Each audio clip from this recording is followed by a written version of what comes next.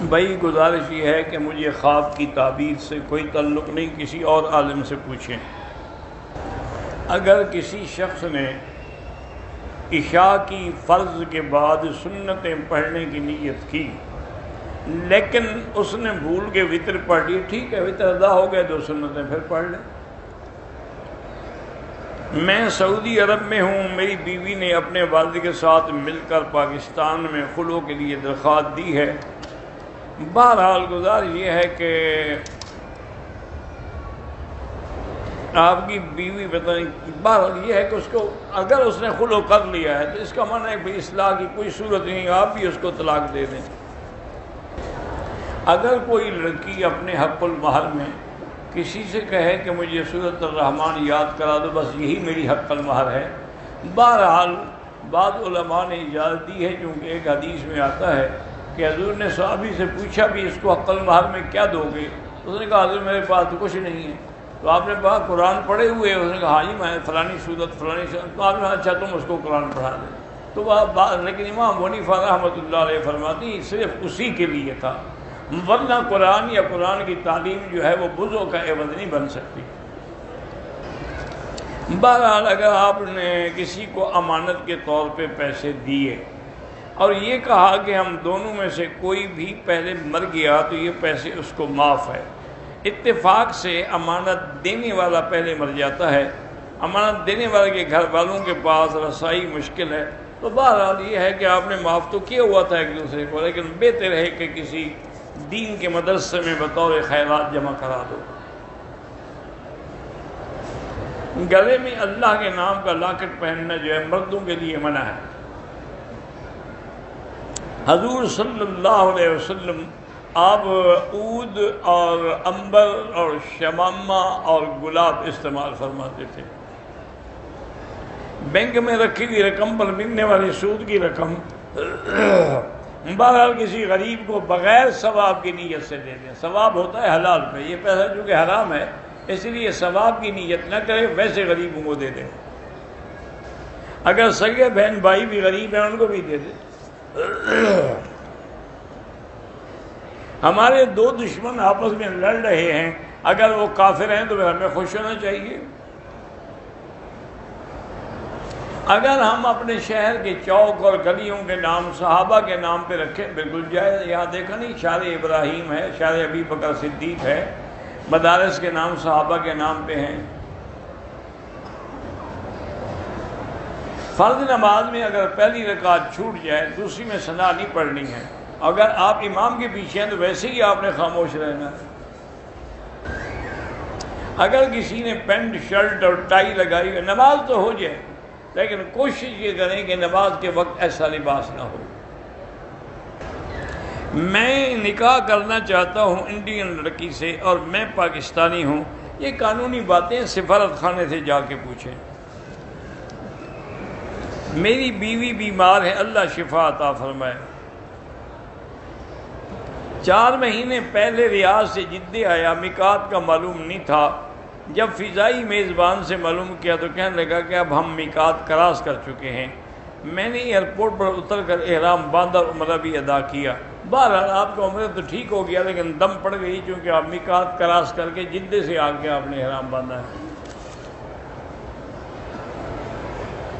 میرے دوست کے پاس اولاد، اللہ جن کی بھی اولاد نہیں ان سب کو صاحب اولاد بنا اور اولاد صالح عطا فرما۔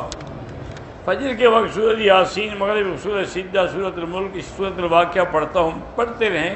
قرآن پڑھنے میں کیا مسئلہ پوچھنا ہے، جتنا پڑھو، صبح پڑھو، شام پڑھو، رات پڑھو۔ آدھے بازو والی قمیض سے نماز تو ہو جاتی ہے لیکن کراہت ہے۔ بہرحال مرد یہ ایسا لباس نہ پہنے اور عورتیں تو بالکل نہ پہنیں کیونکہ ان کا تو ستر کا مسئلہ ہے۔ اگر سوتے ہوئے روزے کی حالت میں کسی کا خون اندر چلا گیا انشاءاللہ روزہ نہیں ٹوٹے گا۔ سند حدیث کے لیے صبح کی نماز کے بعد انشاءاللہ نیچے درس ہوگا، وہیں تشریف لے آئیں تو انشاءاللہ میں دے دوں گا۔ ذکر کرتے وقت وسوسے آتے ہیں، آنے دیں، وسوسہ آنا الگ بات ہے، خود نہ لاؤ۔ اور لا حول پڑھ لیا کرو۔ میری اہلیہ بیمار ہے، اللہ ہر بیمار کو شفا عطا فرما۔ ہم مدینے گئے تھے، جہاں سے واپسی پر میقات سے احرام باندھے، آدھے راستے میں میری بیوی کو حیض شروع ہو گیا۔ ہماری کل واپسی ہے، حیض کے ختم ہونے تک ہم نہیں کوشش یہی کریں کہ رک جائیں اور 100 ریال دے کے اپنی سیٹ آگے کرا لیں۔ اگر کوئی حل نہ ہو تو پھر اس کے ذمہ عمرہ بھی رہے گا اور دم بھی رہے گا۔ اگر ہم ڈپٹی پر ہوتے ہیں طائف میں، کسی رشتہ دار کے لیے آئیں، اگر نیت عمرے کی آپ کی نہیں ہوتی، آپ رشتہ دار کی وجہ سے آتے ہیں تو طواف کر کے بھی جا سکتے ہیں۔ عصر کے بعد مقام ابراہیم پہ نفل پڑھ سکتا ہوں، افضل یہ ہے کہ مغرب کے بعد پڑھیں۔ میرے پشاور میں مدرسے ہیں، اللہ کامیاب فرمائے۔ میقات کے اگر آپ اندر رہتے ہیں تو پھر احرام ضروری نہیں ہے۔ قضا نماز عصر کی نماز سے پہلے تو پڑھ سکتے ہیں، لیکن عصر کے بعد نہیں، پھر مغرب کے بعد پڑھیں۔ اگر آپ کے پاس 3 دکانیں ہیں، 3 فلیٹ ہیں، ان کا کرایہ 3 لاکھ آتا ہے تو اس 3 لاکھ کی آپ زکوٰۃ دیں گے، 2.5% کے حساب سے آپ خود نکال لیں۔ اگر ایک احرام میں ہم نے عمرہ کر لیا ہے، دوسرا عمرہ کرنا ہے تو اسی احرام میں کر سکتے ہیں۔ سنت مؤکدہ اور غیر مؤکدہ ایک ہی طرح پڑھی جاتی ہیں، لیکن مؤکدہ کا معنی ہوتا ہے کہ جن کی زیادہ تاکید ہے کہ کبھی حضور نے نہیں چھوڑی۔ ہم ریاض سے آئے ہیں اور واپسی میں طواف وداع نہیں ہوتا عمرے والے کے لیے۔ 2 سال پہلے آپ طائف گئے تھے، عمرہ نہیں کیا تو بہرحال دم دے دو۔ عمرے اور حج میں بھی عورت پردہ کرے گی، آگے کپڑا لٹکا دے گی۔ اگر اللہ تعالیٰ معاف کرے، گناہ کی سزا مل جائے تو انشاءاللہ معاف ہو جائے گی، دوبارہ نہیں ہوگی۔ البیک کا مجھے نہیں پتا کہ گوشت کہاں سے آتا ہے۔